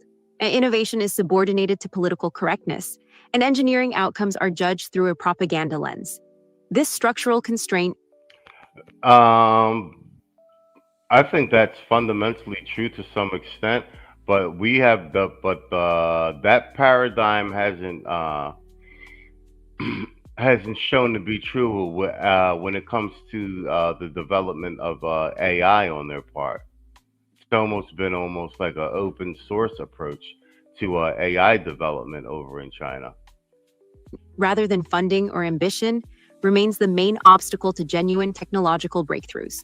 The push for reusable rockets is also not purely commercial. It is closely tied to military ambitions and control over strategic infrastructure. The role of satellite networks, such as Starlink in the Russia-Ukraine war, demonstrated how space-based communications can rapidly restore connectivity, support battlefield command, intelligence sharing, and drone operations. Chinese authorities understand that a similar constellation could shape future contingencies in Taiwan or the South China Sea, while also strengthening domestic surveillance capabilities. The failures of Juke 3 and Long March 12A underscore a growing paradox. China can mobilize enormous resources to imitate the form of advanced technology, yet remains constrained by a system in which failure cannot be openly acknowledged, and science must yield to political narrative. Under such conditions, rockets may continue to launch, and satellite applications may continue to flood international bodies, but core innovative capacity remains unresolved. The space race between China and the United States has only just begun, but it is already clear that the decisive gap lies not in orbit, but within the structure of power itself, and in how a system confronts failure. C919 rejected by China's own airlines. Zero orders, while $20 billion flows into buying. Yeah, I use DeepSeek. I use all of the models. Of course, I use Gemini because I use all the built-in Google products. They're awesome. And then, like, if I do stuff with Gemini, I can like automatically have it send my results to a Google Doc and stuff like that. I like Perplexity, and I've been messing with DeepSeek for code, like Python, Terraform, and a couple other things. DeepSeek's actually good for. I found that it's good for like some like web scraping and stuff too. I know a couple people that are really like the DeepSeek models. Theo likes ChatGPT. He likes the GPT models. And I haven't been used. I know a lot of people they're saying Grok's really kicking ass right now. So I'll probably start messing with Grok for a bit. But and the thing is, I like with Perplexity and with Gemini, they have the live mode where you plug in and it's just audio and they have the dialogue format. So I'll just plug right into Perplexity or Gemini. I know they have it with ChatGPT now too, but like you could just talk to it about something, like, and it'll run you through everything. I actually even use I use the Gemini dialogue mode, Perplexity dialogue mode to quiz me and walk me through SSA cert use cases and stuff like that, and to quiz me on stuff, and it keeps track. But yeah, I know. Let me see. You say you've used Grok for about 6 months. It's solid, cool.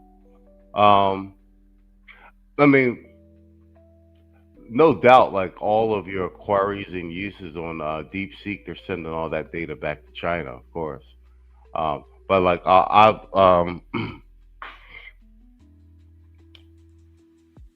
yeah, I've primarily been using DeepSeek to practice code blocks for certain use cases and stuff with Python scripting and Terraform. Airbus aircraft. China's aviation industry has witnessed a striking turning point. Air China announced an order for 60 Airbus A320neo aircraft worth approximately $9.5 billion. Around the same time, China United Airlines, Spring Airlines, Lucky Air, and China Aviation Leasing signed additional contracts, bringing the total number of Airbus aircraft ordered by Chinese carriers to 148, with a combined value It says a friend of mine has a Cybertruck and the vehicle has built-in Grok. Wow. It's pretty impressive how it can adapt fast with the driver's style of thinking. A bit scary. I think Theo and I was talking about this. These are just the models that have been released to the public. The version of Grok that's been going to be integrated into the Pentagon, as per the press conference held by Pete Hegseth and Elon. That enterprise level shit, bruh. Okay, all right, bet we'll kill it. All right, cool. Then let's well, we got 129. All right, I still got time. Let's make fun of Don Lemon. Let's make fun of Easy Peasy Lemon Squeezy. running up in the Chisarch of all things. Donnie just wants some attention, and he is not going to get the attention, it appears. He's not going to get the attention that he wants. Or at least it's going to be... It's going to be some shitty attention, let's just say that. Let me load up my next segment. Let's see, what do we have here?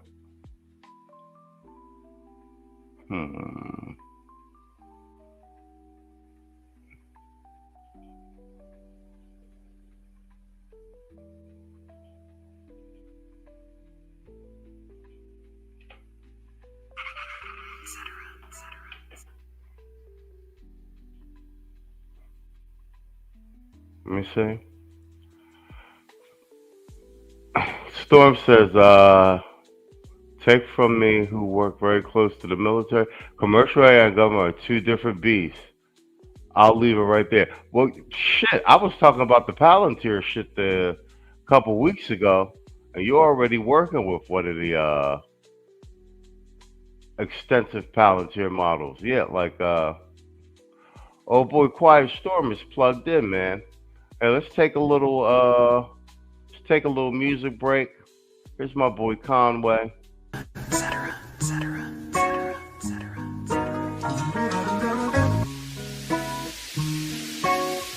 Yeah, it's getting spookier and spookier. Fuck a drum, I've been writing missiles and they nuclear. Drop the devil's reject, they think I worship Lucifer. Nah, I'm the god, but the flow just getting stupider.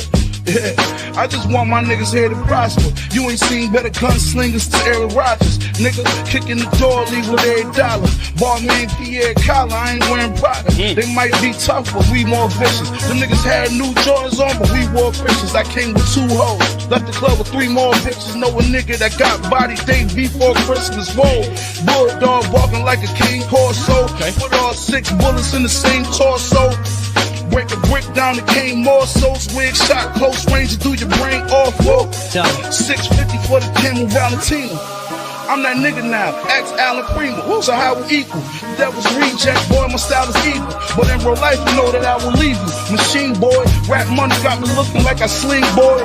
Better off just letting me do my thing, boy. Cause all my youngest got sticks and they let it ring, boy. Empty the whole magazine, boy. I brought the grimy back, stay out of my lane. I promise I put a hollow chip inside of your brain. Ever since I got it poppin', shit is not for the game. Rap nigga come to my city, say goodbye to his chain, he gotta run that. Grimy is an all time, I run that. Mike park foreign outside where I used to pump that. My youngin' just got a new blicky, he wanna dump that. He waiting on that green light, I promise you don't want that.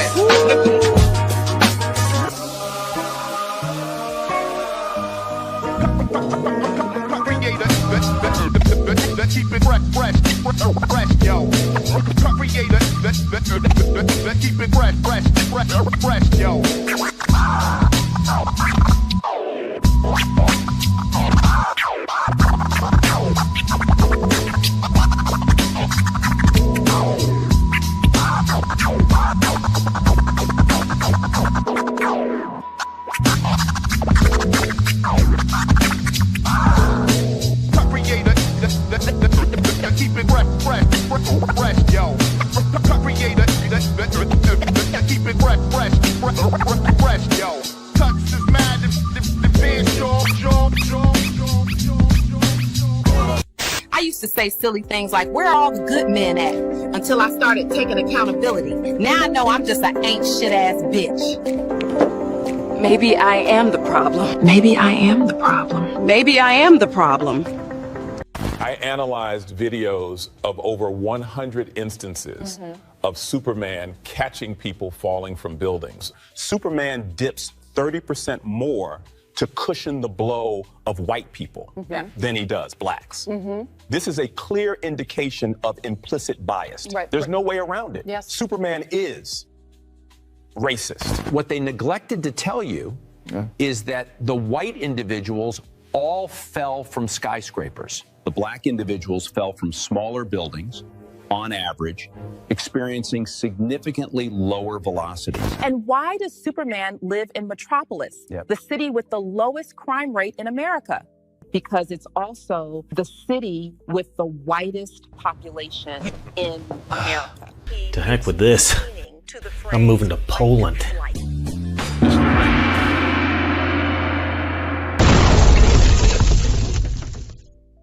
All right. All right, we're back. All right, we're at the 1 hour 35-minute mark. Let's do this little Don Lemon segment with him running up in a church and probably about to catch a case. I hope so. Like, people need to go to jail. Lord of Brooklyn, what up with you, Playboy? There you go. Apollo and Gotham. Yeah, those are the two Palantir systems. All right, let's go. It is traumatic for the people, and that's what protesting is about. Watch this guy here. Look, he's hugging his kid. And you know, I imagine it's uncomfortable and traumatic for the people here. But again, careful. It's very slippery right here. Yeah. It's uncomfortable and traumatic for the people here. But that's what really careful, please. Really slippery. I'm not kidding. That's what protesting is about. And so, protesting is about harassing children at church. Wow. How about that? I didn't know that. I'm just learning that right now for the first time. Don Lemon after storming the church. Oh, here we go. You heard what some of the folks said in there, you know, that this is, they shouldn't be there and, you know, they shouldn't be uncomfortable and this is our house and whatever. That's what protesting is about, is to make people uncomfortable. You may not like it, but I mean, if they went into a church, you know, any church, you our house and whatever. That's what protesting is about, is to make people uncomfortable. You may. What? Who decided that protesting is to make people uncomfortable? I thought it was to make a change. Like, who decided that? Like, when did this happen that we've decided that protesting is now the way that you protest is being the most annoying, obnoxious, disruptive, and a just basically problematic person possible? Protesting is actually about petitioning the government for a redress of grievances. The world for traumatizing kids at church to affect political ends is terrorism. Yeah, Don Lemon went on a rant against ICE. Okay, here we go. So this is what he actually thinks about ICE.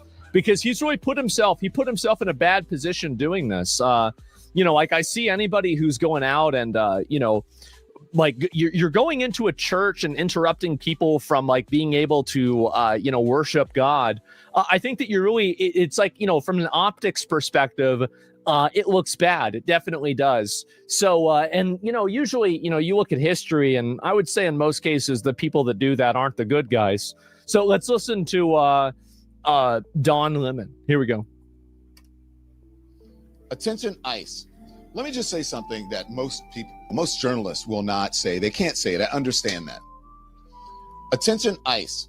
Let me just say something that most people, most journalists will not say. What are they going to say? I understand that. But I'm an independent journalist now, so I can't. No, you're independent. You. I mean, journalists. Nah, your ass got fired, bro. Your ass got fired.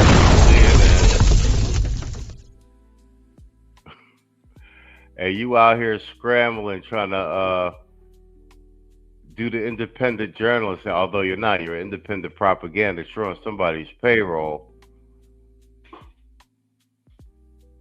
And you're trying to get attention. You're going to get the attention you want this time. It's funny. These people are going to be prosecuted with the same, like, civil rights type legislation, with like civil rights level legislation. Yo, it's turning into clown world, man. I mean, I don't know if I would really say that. I mean, like, you're independent now. Maybe not an independent journalist, but he's independent now. Can't say it. Fuck off, ICE. Fuck all the way off. Fuck all the way off. Low life losers. And you feel empowered. You know what's funny is that I bet a lot of the ICE agents are making more money than Don Lemon is now. I do. I bet they're making more money than him. By your dear leader, Donald Trump. Dear leader. You've never had this position of power before. Small person. He is balding. He is, if you look at it.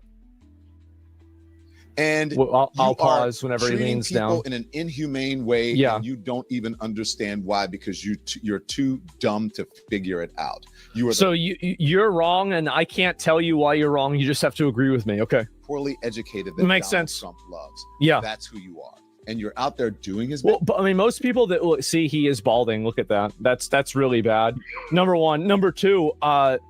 People that are poorly educated are genuine. You're just being petty now, Osme. He said he's balding.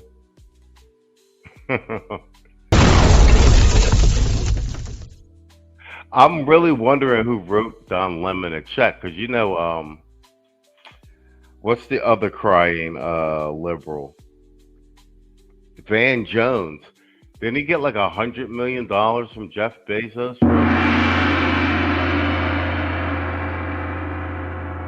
For I don't know what. Generally a victim of circumstance, right? Like if somebody is like very badly educated, the odds are the schools in their area are bad, and there's a socioeconomic reason for that. Now, obviously, there's people that are stupid, sure, but like I would say a lot of education does come down to like what school you go to. Doing things that are illegal, doing things that are unconstitutional, doing things that are inhumane, like killing someone. Right. Because you're pissed off, because this person may be notifying people that you're in. They really mad. This Becky caught a hot one, bro. It's the facade is starting to drop. You know what I'm saying? They would have felt better if it was a brother. Then they could. Then it wouldn't be a Becky. Two, they can get more brown bodies in front of them, and then they could really turn up and raise some money for the Democratic Party. But because Karen caught a hot one in the face, it don't got the same swag.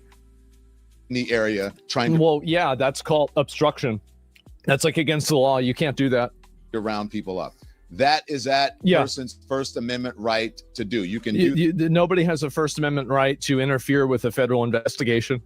I don't know why people, and the thing is that I think this stuff plays a lot better on like mainstream media because there's no comment section. There's no way for the audience to have a rapport with like the. Yo, bingo. That's what I be saying. The mainstream media model is that they could just say whatever they want. There's no repercussion. There's no fact check. There's no nothing. Now that we're in the social media age, and when they're wrong, just like when Oprah turned off her comments when she had Scott Galloway on there, because you can get ratioed in the comments and with the likes and dislikes. It's real-time feedback on your content. You understand what I'm saying?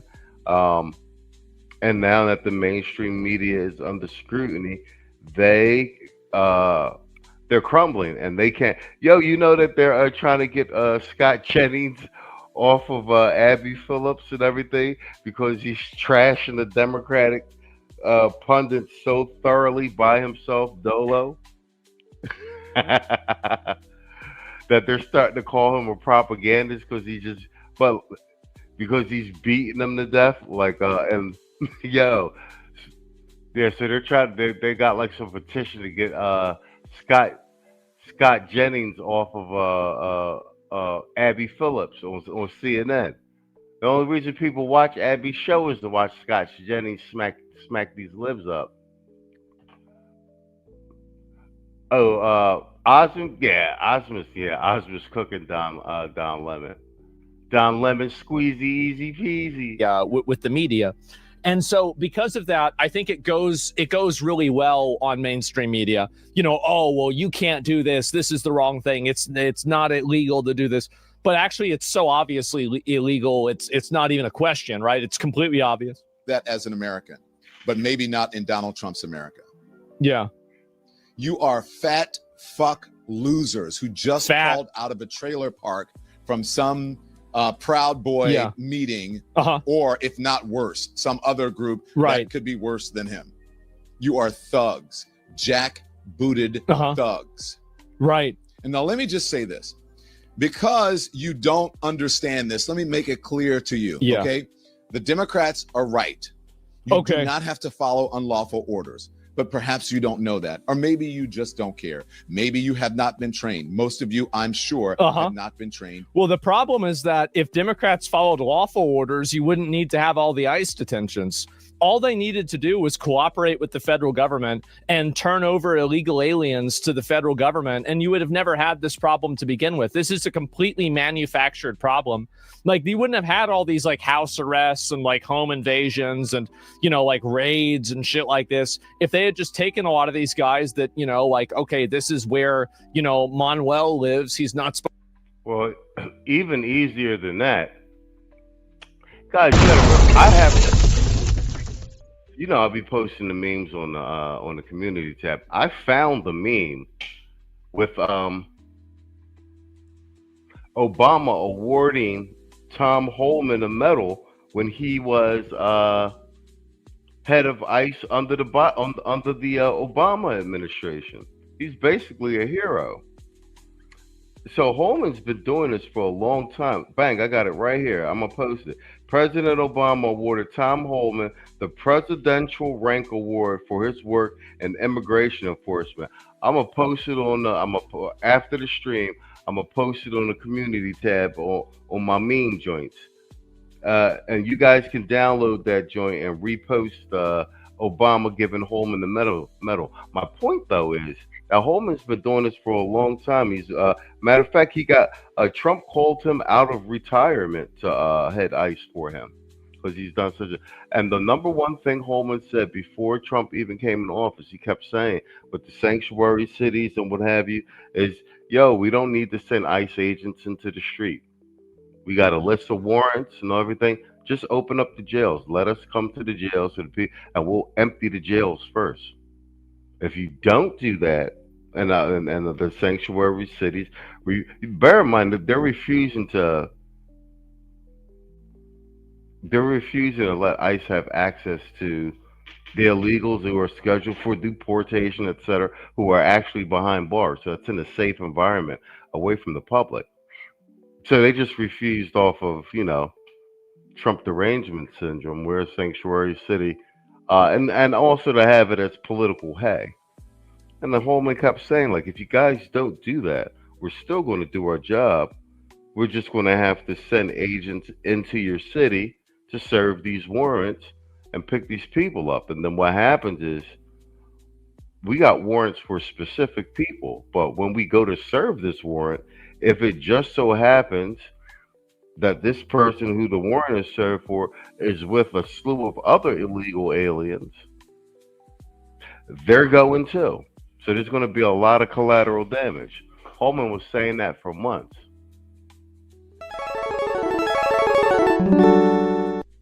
Supposed to be here, but he's been here for 7 years. We'll just go over there and get him, right? I mean, it's pretty simple.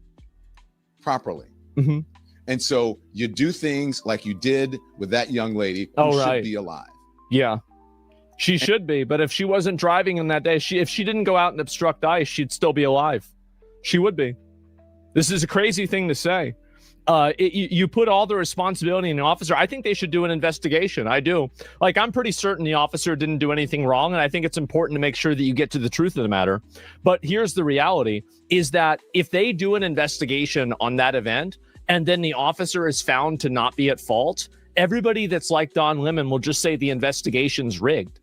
So there's not even, and this is one thing that's very important, is that there's not a legitimate conversation to be had here.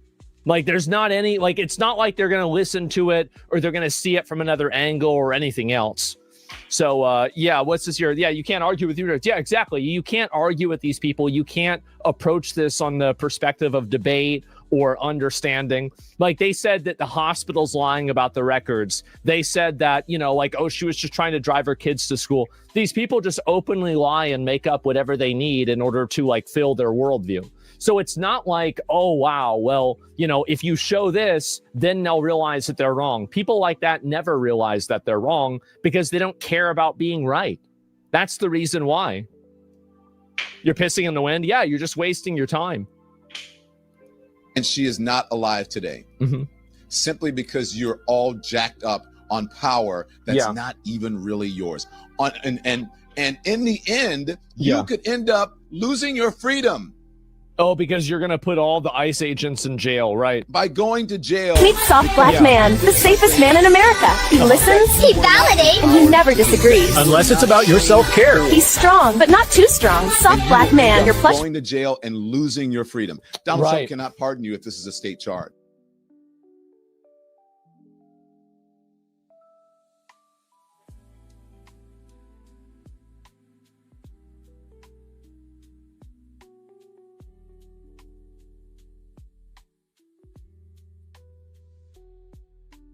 The word liberal as an acronym, lacking in basic education, reasoning, and logic. Liberal.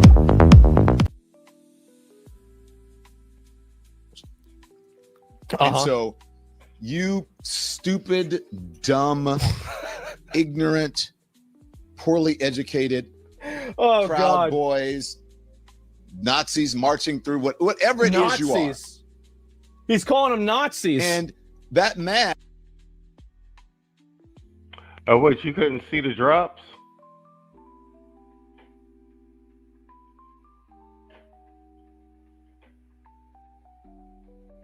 Oh, you guys didn't see those drops? Mask that you're wearing. Why won't you identify yourselves? Because people like you are going to post their address and their name. Obviously, that's the reason why. I'm so glad to see this guy totally crash and burn. I really am. Like, this is so, like, what's the word? Like, it's cathartic. Like, seeing this guy that used to be the most obnoxious person on CNN, you've been reduced down to doing a podcast in your room that nobody likes anymore. Everybody's making fun of you. Anytime you interview somebody, they're more informed than you are. It's just embarrassing. It is. It's so embarrassing. I'm so happy to see this happen. He's being charged. Oh, I know. That's the grand finale of this story. I hate to give you a spoiler, but Don Lemon is being charged with the Ku Klux Klan Act. I'm not kidding. Literally, that's what's happening. So this story does have a happy ending, okay? Yeah, that's what I was saying earlier. He's getting charged. He's getting charged with one of these civil rights acts, like, which is the fucking sheer irony of this is mind-boggling. Let's jump to him harassing these people in the church.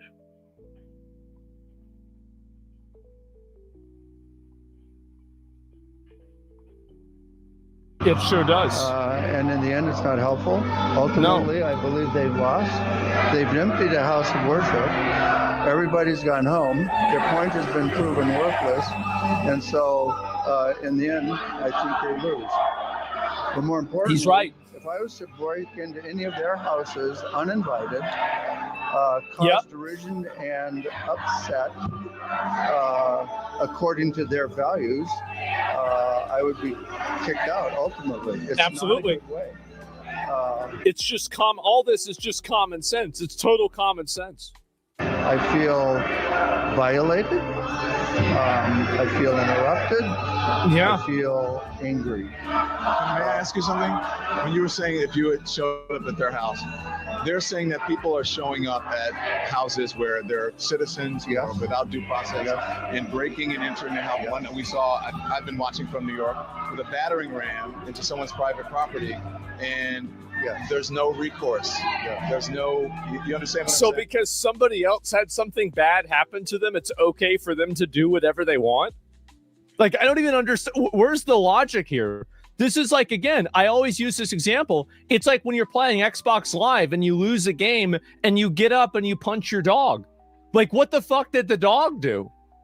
What the hell? What do they have to do with this at all? Like, well, it's happening to them. So. All right, guys. Well, we're at the 1 hour 54-minute mark. All right, I gotta get this on. He said Don Lemon. Let me see what he said. Don Lemon doing the perp walk is a sight. I wouldn't mind. Yeah, like we want to start seeing these liberals get their just due. Hey guys, put a 1 in the chat if you want me to do fire up another stream right after this. Do a double header. I got to get this one under 2 hours so I can put it on the late night rotation. StreamYard shuts you down at 2 hours. But I don't know. If you guys are going to be up, I'll fire up another stream right after this, and we'll go over some news and stuff. We're bringing the news desk back probably when I get back to Columbia. I need to be on a steady schedule to do the news desk. But yeah, if you guys want me to do a double header, I'll shut the stream down and fire up another one. And we just go through some news, some of the stuff that's going on. We got a lot of stuff that hit the what do you call it? The cutting room floor. You know, that doesn't make the Sunday shows and stuff like that. So we can go through a bunch of stuff. Yeah, I'm just hanging out. I'm up late at night in Panama. I mean, yeah, I might as well fire up another stream out. So if you guys are gonna hang out in the chat, put a 1 in the chat. I know we got a lot of cloud watchers. You guys ain't gonna do nothing. At least hit the like button, cloud watchers. I can see you. You know, I can see you. You know, these platforms got X-ray vision. All right, well, fuck it then. It look like it'll just be me and you, Kwame. Lord of Brooklyn. All right, bet. Whatchamacallit? Let me, I'm almost right under the nose. All right, I'll hang out with Kwame and Lord of Brooklyn then. We'll just pull up some shit and go through it. I'm gonna probably be up for a while anyway. So, fuck it, right?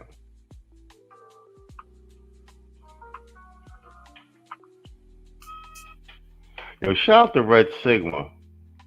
I am featured in a lot of those couple early episodes of the lo-fi radio we was doing. It's hard to steadily produce shit, but this is Red Sigma's beat. Let's go out with this joint. Hold on, let me add it to the stage.